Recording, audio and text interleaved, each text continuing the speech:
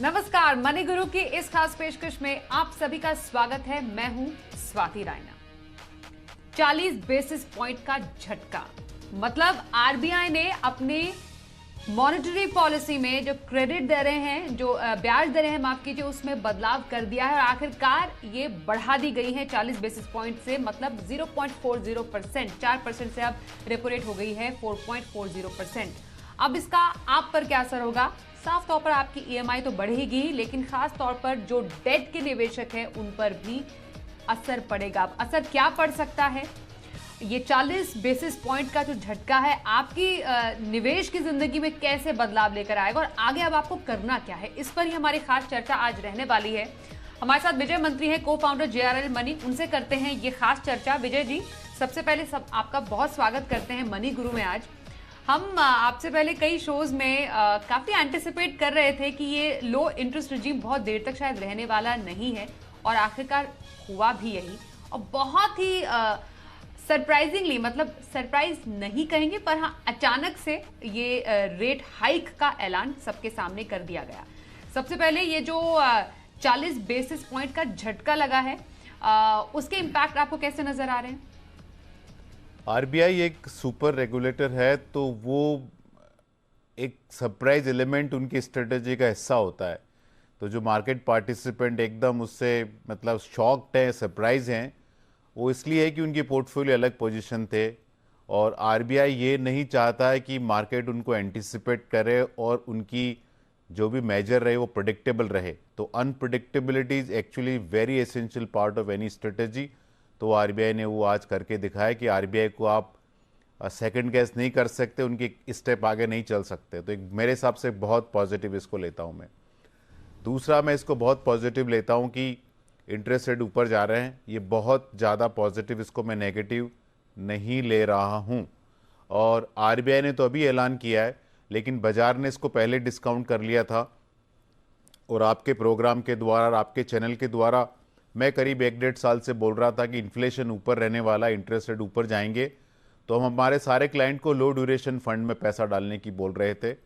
आप देखिए 10 year G-sec जो 540 था वो आज 740 हो गया, मतलब 2% उसके अंदर तेजी आई है पिछले 1-1.5 साल के अंदर। लेकिन बैंक एफडी आपकी वहीं की वहीं है, 5.5% के आसपास। तो मेरे हिसाब से आने वाले पीरियड में जो डेट में निवेश करना चाहते हैं उनके लिए बहुत अच्छा पीरियड है। मेरे हिसाब से अगले 3 से 10 सालों के अंदर 6 to 7% tax free return generate करना कोई मुश्किल काम नहीं होगा।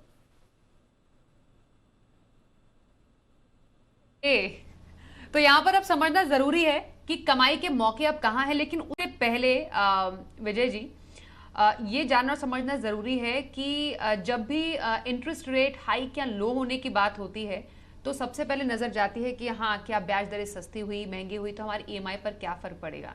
लेकिन क्या ये कह सकते हैं आने वाले समय में अब सस्ती ईएमआई के दिन गए? सस्ती ईएमआई के दिन गए, और क्योंकि इन्फ्लेशन स्टिकियर, लंबा पीरियड तक इन्फ्लेशन रुकने वाला है, और उसका बहुत बड़ा रीजन है कि 1960, 70 और 80 से लेके चाइना एक वर्ल्ड के अंदर मैन्युफैक्चरिंग बेस बना दिया उसने, तो they are supplying product at very competitive rates. तो पिछले 20, 30, 40 सालों में हमने काफ़ी लो इन्फ्लेशनरी ट्रेजेक्ट्री देखी अक्रॉस द वर्ल्ड। और उसके अलावा जो मैं आपके चैनल पे 4-5 दफ़े बोल चुका हूँ कि जो इकोनॉमिक की थ्योरी आती है वो वेस्टर्न मीडिया के थ्रू आती है, वेस्टर्न यूनिवर्सिटी के थ्रू आती है, और वहाँ वेस्टर्न थॉट प्रोसेस सिंपल है कि जो वॉल स्ट्रीट के लिए अच्छा है वो सारी दुनिया के लिए अच्छा है, क्योंकि वॉल स्ट्रीट के अंदर जो यूएस सीनेटर्स हैं उनके बड़े पैसे लगे होते हैं। तो लोअर इंटरेस्ट रेट मतलब हायर पी मल्टीपल, मतलब हायर यूएस के मार्केट का लेवल, तो उनकी वेल्थ बढ़ती रहती है। इंडिया में लोअर इंटरेस्ट रेट और उससे जीडीपी पे कोई उसका लिंकेज नहीं है actually. India is a nation of savers. तो अगर आप एक साइड के दो इक्वेशन है, एक तरफ बोरोवर है, उनके कॉस्ट बढ़ेगी, लेकिन एक तरफ लेंडर भी है, उनके लिए बड़ा फायदे का सौदा होगा। लेकिन ये फायदे का सौदा बैंक के थ्रू नहीं होगा। ये फायदे का सौदा वही तभी साबित हो सकता है जब आप मार्केट लिंक इंस्ट्रूमेंट में पार्टिसिपेट करें।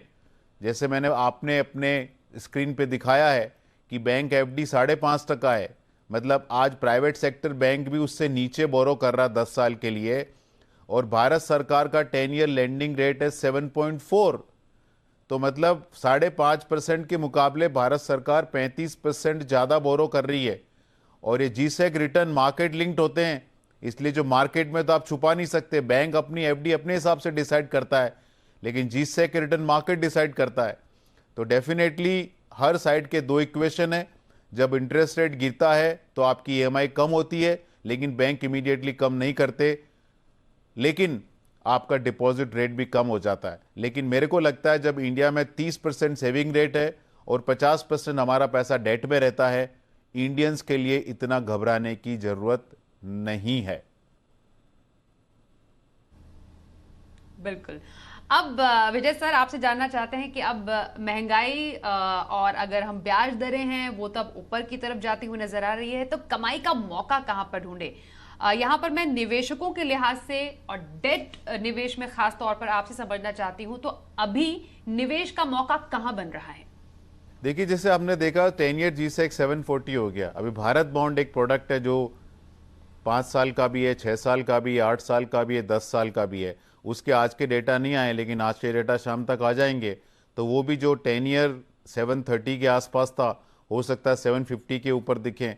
तो मेरे हिसाब से अगर कोई भी डेट इन्वेस्टर है और उसको 3 साल तक पैसा नहीं चाहिए, तो 3 साल के 10 साल के पीरियड में, क्योंकि government of India bond fund, G-sec fund या गिल्ड फंड बोलते हैं, उसके अंदर क्रेडिट रिस्क नहीं होती, क्योंकि आप गवर्नमेंट ऑफ इंडिया सिक्योरिटीज़ में पैसा डालते हैं। उसके अलावा भारत बॉन्ड है जो कि सरकारी कंपनियों का एक मिश्रण है, सिक्योरिटी सारी पीएसयूज की होती है। उसका 10 ईयर का वाईटीएम, मतलब उस पर रिटर्न 7.5% आज की तारीख में, मतलब 7.5%, 100 रुपये लगे हुए पे साल का 7.5% उस पर ब्याज आ रहा है। और वह अगर आप म्यूचुअल फंड के द्वारा इस्तेमाल करते हो उस प्रोडक्ट को, तो वहाँ आपको साल दर साल टैक्स नहीं देना होता है, इंटरेस्ट काउंट नहीं होता, वह कैपिटल गेन होता है। और जब आप पैसा निकालेंगे तब इंडेक्सेशन कॉस्ट के साथ आपको टैक्स देना पड़ता है। तो इफेक्टिव टैक्स रेट आपकी 11-12% ही रहती है। तो यहाँ से कोई 3 साल के ऊपर का पैसा रखना चाहे, 5 साल 10 साल, तो मुझे कोई दिक्कत नहीं कि ये बोलने में कि 6% प्लस टैक्स फ्री। और अगर आप रेगुलर इन्वेस्ट करना चाहें, एसआईपी कर सकते हैं, 6 महीने की एसटीपी कर सकते हैं। आज 740 10 ईयर जीसेक है, कल 7.5%, तो थोड़ा पैसा डालिए, 760 पे डालिए, 8% भी हो सकता है, 8.5 भी हो सकता है। लेकिन जितना ऊपर जाएगा उतना आपके फायदे का सौदा है। और आपको बताना चाहता हूं कि फायदे का सौदा क्यों है। क्योंकि लोग डरते हैं कि इंटरेस्ट रेट ऊपर गया तो हमको पोर्टफोलियो पे नुकसान होगा। ये टेम्परेरी है। जैसे आज आपने 10 ईयर जीसेक में पैसा डाला, रिटर्न 740 है, 6 महीने बाद वो रिटर्न 8.5 हो जाता है 10 ईयर जीसेक का। तो जो आपने पैसा डाला उसके ऊपर 6 महीने बाद आपको जो इंटरेस्ट आएगा, वो इंटरेस्ट 8.5% पे री इन्वेस्ट होगा। तो आप देख लिए, जब भी जीसेक 7% के ऊपर गया है, इन्वेस्टर को अगले 10 सालों में मिनिमम 8% कंपाउंडेड रिटर्न मिला है। तो अगर आप थोड़ी सी वॉलेटिलिटी बर्दाश्त करने को तैयार हैं, थोड़ा टेम्परेरी पोर्टफोलियो डाउन जाए लेकिन आप घबराएं नहीं, तो आपको बहुत अच्छा पैसा बनेगा। और आपको मैं बताऊं, ये ऑप्टिकल अपने मन में, आपने अगर सपोज 3 महीने पहले एफडी की होती तो 5.5% इंटरेस्ट है, अभी आप एफडी करते तो 5.5% इंटरेस्ट है। अगर 3 महीने बाद बैंक एफडी का रेट 7% हो गया तो आपका तो एक्चुअली बड़ा नुकसान हो गया 1.5% अगले 3-5 साल के लिए। आपको वो चीज़ भी देखनी चाहिए मेरे हिसाब से। तो अगर आप थोड़ी सी वॉलेटिलिटी बर्दाश्त करने को तैयार हैं, स्टेगर्ड एलोकेशन कीजिए 3 महीने से लेकर 1 साल के पीरियड में। इससे अच्छा मुझे लगता नहीं ये मौका आएगा डेट इन्वेस्टमेंट करने के लिए। अभी आपको काफ़ी लोग बोलेंगे कि इंटरेस्ट रेट ऊपर जाएंगे, आप बिल्कुल टच मत करिए। तो मेरा सवाल यही है, वो लोग कहाँ थे 1 साल पहले? वो लोग क्यों बोल रहे हैं कि आरबीआई ने हमको सरप्राइज किया? वो लोग क्यों बोल रहे हैं कि इन्फ्लेशन ट्रांजिटरी है? तो मेरा सिंपल लॉजिक आप लोगों को यही है, अगर आपको पैसा नहीं चाहिए 3, 5, 10 साल के लिए, तो रेगुलर बेसिस पे गिल्ड फंड, भारत बॉन्ड में धीरे धीरे एलोकेशन करते रहें। हर मार्केट लेवल पे एलोकेशन करें, क्योंकि जैसा इक्विटी बाजार में कोई भी टॉप और बॉटम कैचअप नहीं कर पाता है, वैसे भी डेट में भी कोई टॉप और बॉटम कैचअप नहीं कर पाता। आप बोलते हैं कि मुझे 8% रिटर्न जीसेक होगा तब पैसा डालूंगा, लेकिन जब 8% रिटर्न होगा तो मार्केट का सेंटीमेंट भी उतना खराब होगा, आप बोलेंगे नहीं 8.5 पे डालूंगा, और जब 8.5 होएगा तो आप बोलेंगे 9% पे डालूंगा। मैं ये नहीं बोल रहा कि वो लेवल आएंगे, लेकिन अगर हम टाइमिंग करने की कोशिश करेंगे तो कभी अपना पैसा नहीं बनेगा। आपको सिंपल देखना है, आज आपके पास पैसा है, आपको भारत बॉन्ड में 7.25 से 7.5% YTM है, 10 ईयर G-Sec 740 है। अगर 10 साल पैसा रखेंगे तो आपको 7 से 8% कंपाउंडेड पैसा बनेगा। ये बात ध्यान में रख के आप इन्वेस्ट करें। बिल्कुल। अब जो दर्शक हमें देख रहे हैं, जिनके हमें मालूम है आपने एक अलग पर्सपेक्टिव दिया डेट निवेश को लेकर, खासतौर पर अब बढ़ी हुई ब्याज दरों के इस दौर में अब हम जा रहे हैं, तो उसके लिहाज से विजय जी मैं एक टिप चाहूंगी उन निवेशकों और दर्शकों के लिए जो सीनियर सिटीजन है और जो एफडी में काफी ज्यादा यकीन रखते हैं, उनके लिए आपका टिप क्या होगा इस टाइम पे? देखिए, सीनियर सिटीजन के लिए मैं बहुत संवेदना रखता हूं, क्योंकि उन्होंने अपनी पूरी जिंदगी बहुत हाई इन्फ्लेशन दिया है। जब उनके कमाई के दिन थे तो वो 12% 8-8 10% पे बैठे थे इन्फ्लेशन पे, और जब उनके सनसेट डेज आ गए या गोल्डन डे, जो भी आप शब्द इस्तेमाल करें, तो आप उनको 5.5%, फिर कहीं आधा टका ज़्यादा, कहीं सीनियर सिटीजन का कहीं इधर उधर हो गया। तो मेरा रिक्वेस्ट है सारे सीनियर सिटीजन से कि आप कभी भी कोई लॉन्ग टर्म एफडी नहीं करें। आप एफडी करें तो भी 3 महीने से ऊपर की एफडी नहीं करें, और धीरे धीरे पैसा अपना government of India securities bond fund में डालें। जैसे आरबीआई का बॉन्ड है 7.25%, उससे अच्छा आपको 740 G-Sec फंड है, 740 G-Sec यील्ड है। इंस्ट्रूमेंट तो वही है, भारत सरकार दोनों तरफ खड़ी है, लेकिन 7.25 वाला टैक्सेबल है, पूरा आपका स्लैब पे टैक्स लगता है। G-Sec फंड में आपका टैक्स इंसिडेंट तभी होगा जब आप पैसा निकालेंगे, और 3 साल बाद अगर आपने पैसा धीरे धीरे निकाला तो आपको long term capital gain with double indexation का फायदा होगा। तो अगर आप सीनियर सिटीजन है तो मेरा रिक्वेस्ट है कोई लॉन्ग टर्म एफडी नहीं करें। भारत बॉन्ड या G-Sec फंड में धीरे धीरे, एक साथ नहीं, धीरे धीरे एलोकेशन करें। They will out perform any other debt instrument in next 3 to 5 year. Okay, 3 to 5 years का आपने एक प्लान यहाँ पर सबके सामने रख दिया विजय सर, लेकिन ये जानना भी जरूरी है कि आने वाले समय में, अब आप कह रहे हैं कि 3 to 5 इयर्स का नजरिया रखिए, पर लॉन्ग टर्म के लिए या बहुत ही शॉर्ट टर्म के जो डेट इंस्ट्रूमेंट्स होते हैं, जो डेट इन्वेस्टमेंट्स हैं, वहां पर क्या भी स्ट्रैटेजी रखनी चाहिए या पर अभी लॉन्ग टर्म सोचना चाहिए? मैं आपसे दोनों ही सिनेरियो में समझना चाहूंगी as far as debt investment is concern. देखिए, कीपिंग इन माइंड कि हम आने वाले टाइम में अब बढ़ी हुई ब्याज दरों के दौर में ही जाएंगे। अभी देखिए, एक बीच का पीरियड गया था जो मेरी लाइफ में मैंने पहली बार लोगों को बोला कि सेविंग अकाउंट में पैसा रखिए, डेट म्यूचुअल फंड में पैसा नहीं रखिए, क्योंकि शॉर्ट ड्यूरेशन में आपको लिक्विड फंड 3% के आसपास रिटर्न दे रहा था और सेविंग अकाउंट में आपको 4%, कहीं 5% मिल रहा था। लेकिन अभी सारे liquid fund, ultra short term, सबका यील्ड ऊपर चला गया है। तो अभी जैसे आप 1 साल का बैंक, अभी आप 7 दिन से लेके 45 डेज का एफडी करें तो आपको 2.9% मिलता है। उसके अगेंस्ट में उसी कंपैरिजन में लिक्विड फंड है जिसका अभी YTM करीब 4% के आसपास हो गया, तो आपको 1% ज्यादा रिटर्न उसके अंदर मिल रहा है। और अब ये तो मैं बोल रहा हूं आज के हाइक के पहले, आज के हाइक के बाद तो थोड़ा और ज्यादा इसके अंदर इंप्रूवमेंट आ सकता है। तो डेट फंड जो पिछले 2 सालों में अपील खो गए थे, वो मुझे लगता है उनकी वापस अपील आ गई। तो आप शॉर्ट ड्यूरेशन में आप लिक्विड में रख सकते हैं, अल्ट्रा में रख सकते हैं, फ्लोटर में रख सकते हैं, इक्विटी आर्बिट्राज फंड में रख सकते हैं। तो मेरा तो मानना यही है कि डेट इन्वेस्टर के लिए अच्छा समय चालू हो रहा है नया पैसा डालने के लिए। Okay, on that positive note मैं एक और आखिरी सवाल विजय सर आपसे पूछूंगी। ये तो हमने जान लिया कहां पर निवेश करना चाहिए और क्या स्ट्रैटेजी रखें, लेकिन किस निवेश से अभी बचने की जरूरत है, ये भी जानना जरूरी है किसी भी निवेशक के लिए। अभी मेरे को लगता है आपको लॉन्ग टर्म बैंक एफडी बिल्कुल नहीं करनी चाहिए, क्योंकि आपने 5.5% की एफडी कर दी 10 साल की या 5 साल की या 3 साल की, उसका कोई सेंस नहीं बनता, क्योंकि आपके सामने डेटा है। भारत बॉन्ड का 7.18% यील्ड आ रहा है, गवर्नमेंट ऑफ इंडिया का बॉन्ड का 7.40 यील्ड आ रहा है, तो आप क्यों 5.5% के अंदर लॉक करें? तो कोई भी लॉन्ग टर्म बैंक एफडी नहीं करें, वेट करें, क्योंकि अगर इंटरेस्ट रेट इकोनॉमी के अंदर बढ़ा है तो धीरे धीरे बैंक को भी मजबूरी में अपना एफडी रेट बढ़ाना पड़ेगा। तो कोई भी लॉन्ग टर्म एफडी नहीं करें, उनसे क्लियरली बचें। आप धीरे धीरे, सबसे बढ़िया टाइम होता है G-Sec फंड में या PSU बॉन्ड फंड में पैसा डालने का, जब उनके 1 से 3 साल के रिटर्न खराब दिख रहे हैं। आज जब आपकी NAV आएगी, कल आप रिटर्न देखेंगे तो G-Sec फंड के रिटर्न आपको खराब दिखेंगे।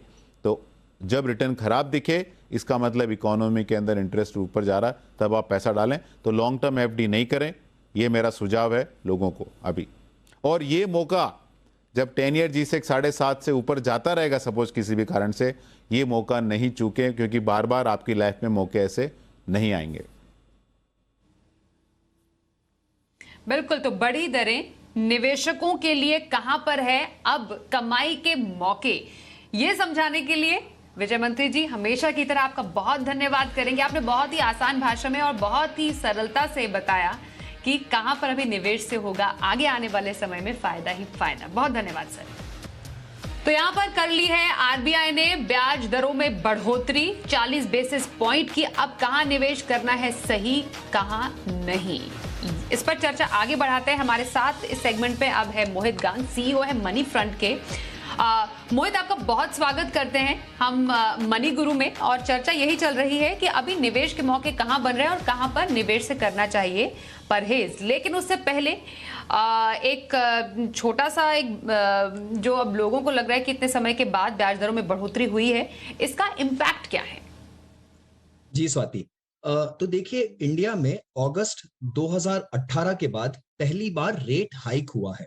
एक बहुत लंबे समय तक इंडिया में रेट्स ऊपर नहीं गए, इनफैक्ट नीचे ही नीचे जाते रहे, और लगभग मार्च 2020 के आसपास से रेट करीब करीब 4% पे, रेपो रेट जो आरबीआई की रेट है उस पे स्टैटिक थे, वहां से बिल्कुल भी हिले नहीं। और एक बहुत लंबे टाइम के बाद आरबीआई ने सडनली एकदम ऑफ द एक्सपेक्टेशन जिसे बोलते हैं, आज रेट हाइक किया है। और आज रात को हम देखेंगे कि यूएस फेड का मीटिंग है और वहां पर भी रेट हाइक की पूरी संभावना है। इनफैक्ट वहां पर संभावना ये है स्वाति कि वहां आज 50 बिप्स का रेट हाइक की चांसेस है, मार्केट जो एंटिसिपेट कर रहे हैं। तो आरबीआई ने एक तरह से बहुत ही स्मार्ट मूव लिया है कि यूएस के रेट हाइक से पहले इंडिया में एक रेट हाइक कर दिया है। यूएस में एक रेट हाइक ऑलरेडी हो चुका है उनकी पिछली मीटिंग में। तो अभी इसके इम्प्लीकेशंस ये हैं कि आपकी जो ब्याज दरें हैं, जो कॉर्पोरेट्स की लेंडिंग रेट्स हैं, जो कॉर्पोरेट की बोरोइंग रेट्स हैं, बेसिकली वो सब ऊपर जाएंगी इकोनॉमी में। जैसे जैसे कॉर्पोरेट्स की रेट्स ऊपर जाती है, वैसे वैसे कॉर्पोरेट्स की प्रॉफिटेबिलिटी कम होती है। तो ये इक्विटी के लिए एक मार्जिनली नेगेटिव माना जाता है कि जब जब रेट साइकिल टर्न होता है।